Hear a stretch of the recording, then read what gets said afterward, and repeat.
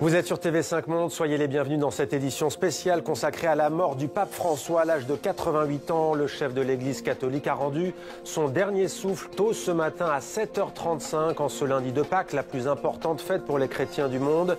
Il restera dans l'histoire comme le premier pape d'Amérique latine. Son pays, l'Argentine, décrète un deuil national de 7 jours. Le Vatican annonce que son corps sera mis en bière ce soir à 20h. Les messages affluent du monde entier. Les dirigeants de la planète sont nombreux à saluer la mémoire d'un défenseur des pauvres, des opprimés et des victimes des conflits. Sa visite en République démocratique du Congo restera comme l'un de ses voyages marquants. Nous verrons que la tristesse s'est emparée de nombreux fidèles sur le continent africain. Et puis nous reviendrons sur ces 12 ans de pontificat 2013-2025. Parmi les préoccupations majeures du pape François, la pauvreté, l'écologie, le sort des migrants, mais aussi le dialogue entre les religions. Près d'1,5 milliard de catholiques pleurent la mort du pape François. Avec nous dans cette édition spéciale en direct de Rome, Valérie Dupont, à Buenos Aires, ville natale du pape François, Flora Genoux qui sera avec nous tout à l'heure, Hugo Barbieux, à Notre-Dame de Paris tout à l'heure.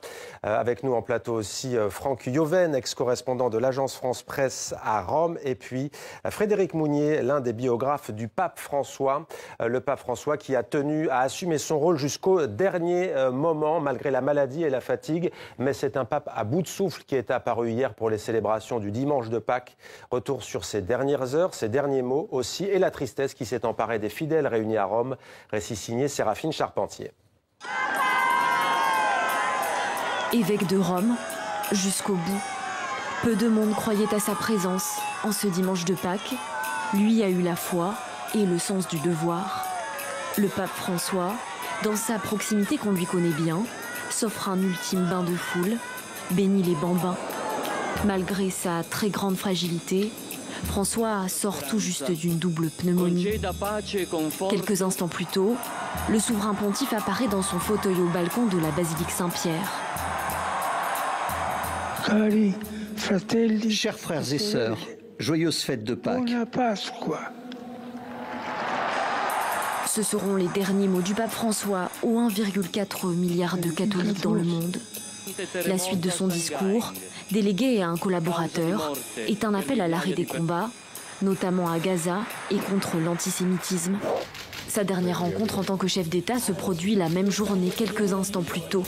Avec le vice-président américain J.D. Vance, l'entretien est privé et durera quelques minutes, loin des ors du palais pontifical, dans la résidence Sainte-Marthe où François vit. Lundi matin, 7h35, Rome se réveille endeuillée. Carissimi fratelli et sorelle. Chers frères et sœurs, c'est avec une profonde tristesse que je dois vous annoncer le décès de notre Saint-Père François. Place Saint-Pierre à Rome, les uns sont sous le choc, les autres peu surpris. Une de mes amies m'a envoyé un SMS pour me dire « Tu sais que le pape vient de mourir ?» J'ai répondu « Vraiment ?» J'ai vérifié et j'ai été très choquée parce que j'étais à la messe hier et j'avais vu le pape. Il avait l'air si fragile, vous savez. On était à la messe de Pâques hier soir. On est direct venus ici pour s'accueillir devant le pape. Parce que c'est une grande émotion, une grande tristesse. Je suis triste. Que voulez-vous que je vous dise ? Mais il était en très mauvaise santé. Cela devait donc arriver tôt ou tard. Hasard du calendrier, ce lundi de Pâques, jour du décès du pape, marque la résurrection du Christ et inaugure un temps nouveau de paix et de joie pour tous les chrétiens. Ils ont afflué place Saint-Pierre pour un dernier au revoir.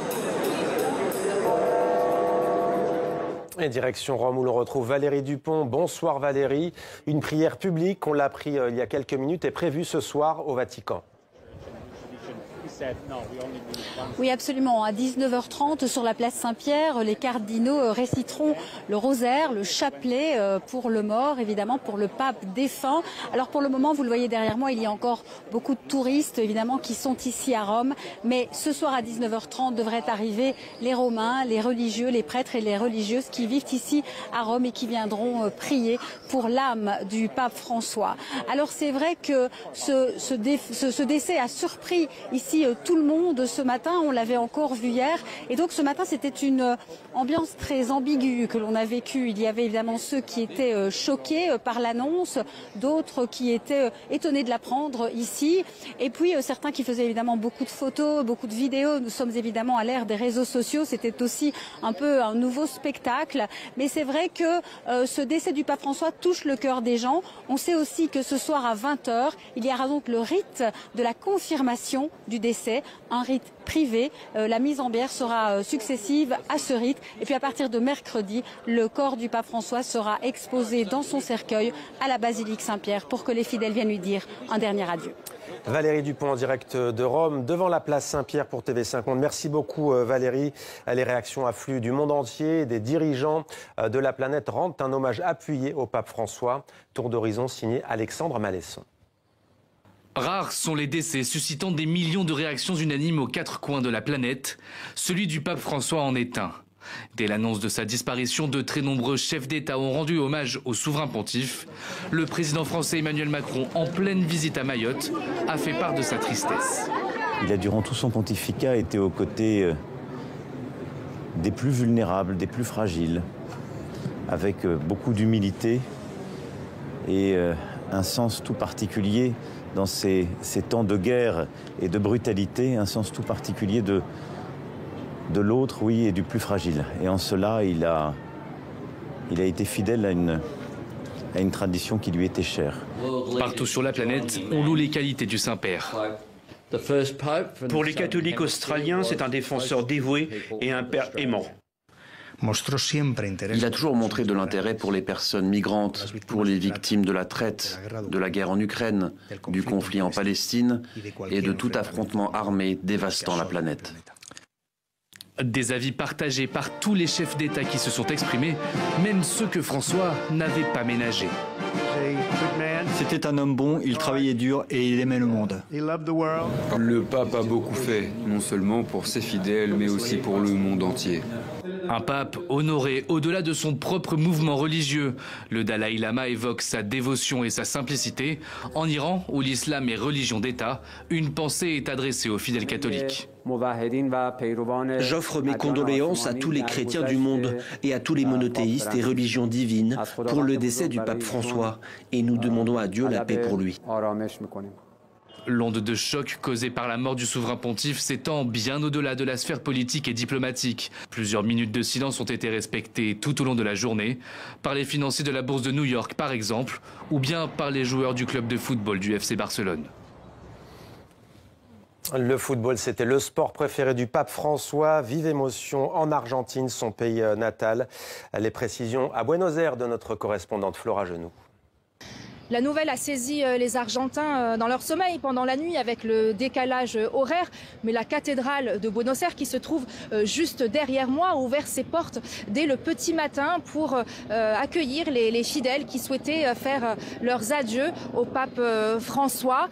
Une cathédrale où il officiait, où il célébrait les messes quand il était archevêque de Buenos Aires. Des Argentins catholiques, donc très secoués, très tristes face à cette nouvelle. Il était un exemple pour nous, il est resté spontané et simple, même quand il occupait la plus haute fonction de l'Église, me disait un fidèle, un jeune homme, les larmes dans la gorge, pleurait, lui, le référent social, le référent pour les pauvres et les plus vulnérables, un exemple d'autant plus important dans l'Argentine actuelle, me disait-il, en référence au gouvernement ultralibéral de Javier Milei qui mène des coupes budgétaires drastiques, un pape très argentin qui entretenait une relation complexe avec son pays, qu'il a quitté en 2013 pour ne plus jamais revenir. Il n'a jamais rendu visite à l'Argentine où il était pourtant attendu. Il ne souhaitait pas que sa visite soit utilisée à des fins politiques. Le gouvernement actuel a déclaré un deuil de 7 jours. Un souverain pontife tourné vers le sud résolument. Le pape François a effectué 5 voyages en Afrique au cours desquels il a visité pas moins de 10 pays, de la Centrafrique à la République démocratique du Congo en passant par l'Égypte. La tristesse s'est emparée des fidèles catholiques à travers le continent.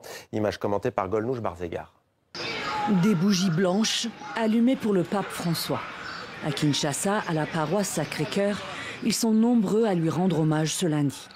C'était un homme intègre, impartial, qui avait l'altruisme, qui se souciait des autres, enfin qui se souciait de nous, surtout de notre pays, quand il est passé par ici.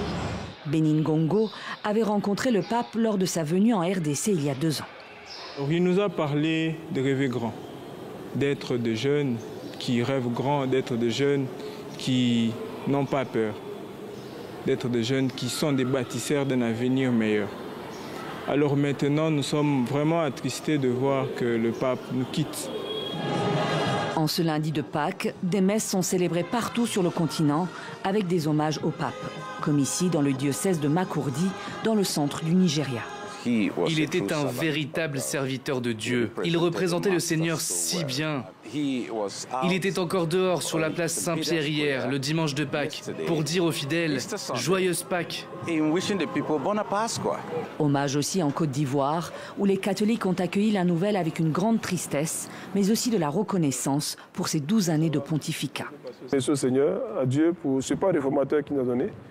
Ce pape qui a voulu donner à l'Église un sens nouveau, permettre à l'Église de pouvoir vivre dans son temps et de son temps. Même tristesse en Afrique du Sud, devant la cathédrale Sainte-Marie au Cap, où les fidèles n'ont qu'un seul espoir.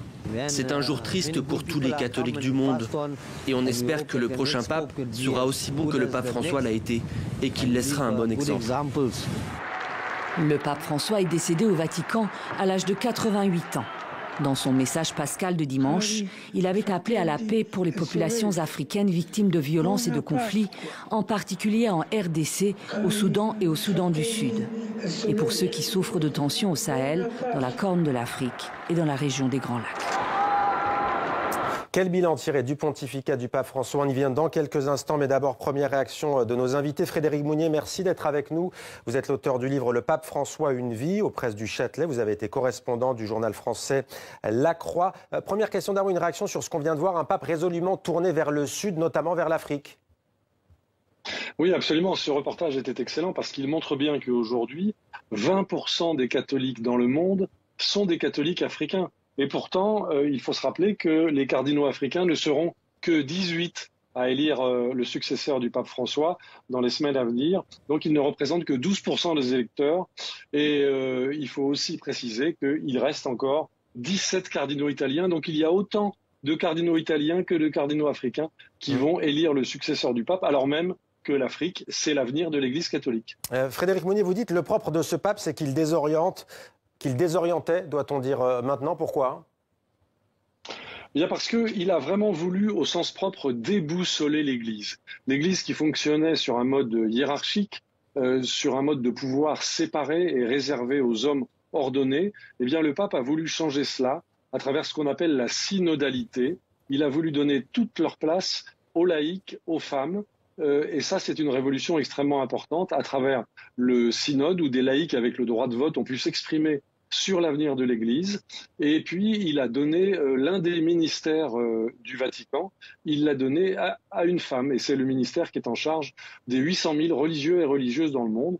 Donc c'est une fonction extrêmement importante. Le pape a fait bouger beaucoup de choses sur ce plan-là. Et justement, on verra tout à l'heure, pape progressiste, qu'en est-il vraiment? Vous avez commencé à l'esquisser, Frédéric Mounier. Franck Yoven en plateau dans cette édition spéciale. Bonsoir Franck, vous êtes journaliste notamment à TV5 Monde, vous avez été correspondant de l'agence France Presse à Rome. Vous aviez voyagé en Roumanie en 2019 avec le pape François. D'aucuns disent que ce pape est chaleureux, qu'il est tactile. Est-ce que vous partagez cet avis, vous qui étiez avec lui dans l'avion? Tout à fait. Il a toujours été très tactile avec les journalistes. Alors, ça se passe toujours un peu de la même manière. La compagnie nationale italienne emmène le pape vers sa destination et c'est la compagnie du pays hôte qui ramène le pape au Vatican. Et donc, ça se passe toujours un peu de la même façon. Le pape sort, on ouvre le rideau dans l'avion et il apparaît et il a un mot pour chacun des journalistes. Il s'attarde vers les uns et les autres. Alors, d'aucuns donnent une médaille à faire bénir, d'autres des dessins de leurs enfants et il pose des questions. Vous avez des enfants, vous êtes mariés, etc. Et puis très tactile, effectivement. Je me souviens d'une main sur l'épaule chaleureuse qui m'a adressé. Puis surtout ce regard, il s'adresse à vous et on a l'impression qu'il s'adresse à vous uniquement au moment où il s'adresse à vous. Il parlait en français avec les journalistes français parce qu'on dit que c'était pas le plus francophone des papes, hein, même par rapport à ses prédécesseurs. Pas le plus francophone, mais francophone quand même. Il parlait français, bien sûr. Et puis il avait un mot dans les langues des différents journalistes. Il parlait très bien, l'espagnol bien sûr, mais en anglais quand c'était nécessaire. Non, évidemment, il s'adressait dans les langues quand il le pouvait. Quand il le pouvait. fait.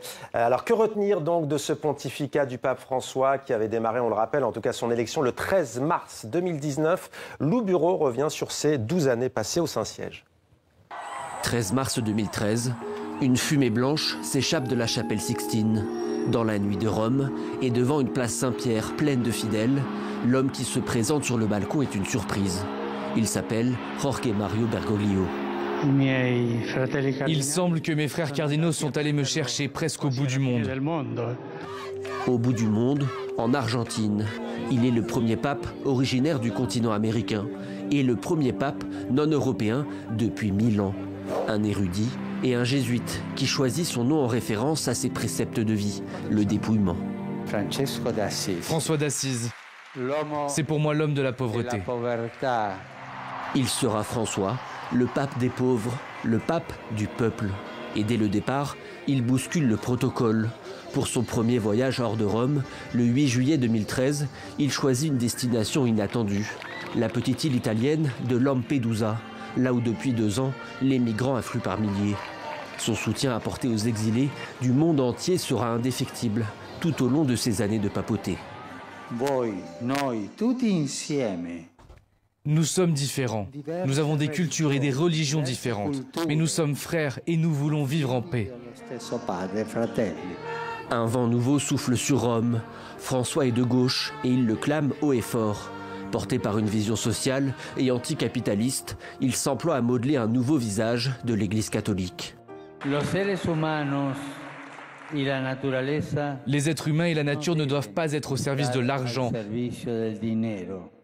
Cette économie tue, cette économie exclut, cette économie détruit la terre-mère.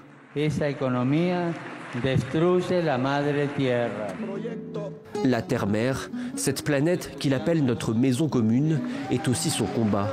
Mais le pape François n'entend pas seulement propager la bonne parole, il veut réformer au sein même de l'Église.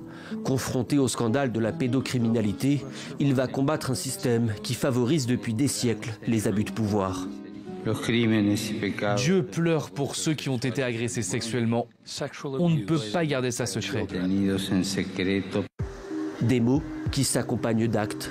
En 2015, le Vatican crée un tribunal pour juger les évêques qui couvrent les abus sexuels. 4 ans plus tard, le secret pontifical est levé. Des progrès, pourtant jugés insuffisants par ses détracteurs. François veut une église plus tolérante, plus ouverte sur le monde. Baptême d'enfants de mères célibataires, synode sur la famille, notamment sur la place du divorce. En 2020, il se dit favorable, à titre personnel, à une loi d'union civile pour les homosexuels. Même si sur le plan doctrinal, rien ne change, ses prises de position lui valent les critiques des catholiques plus conservateurs. Les critiques ne viennent pas seulement des Américains, elles viennent d'un peu partout, et même de la Curie. Au moins, ceux qui les expriment ont l'avantage d'être honnêtes. Mais qu'importe, François continuera à marteler son message de solidarité tout au long de ces années de papauté et partout dans le monde. Du Brésil jusqu'en Égypte ou en Irak, en passant par l'Afrique et les Amériques. Un calendrier que certains estiment surchargé. En 2024, affaibli, il entreprend pourtant un grand voyage en Asie et en Océanie. Jorge Mario Bergoglio aura été un souverain pontife d'une immense popularité, bousculant l'Église comme aucun pape avant lui n'avait osé le faire en si peu de temps. Cette édition spéciale continue, vous êtes sur TV5 Monde avec notamment Frédéric Mounier, biographe du pape. Alors on vient de l'entendre, premier à choisir le nom de François, premier jésuite, premier pape non européen depuis le 8e siècle.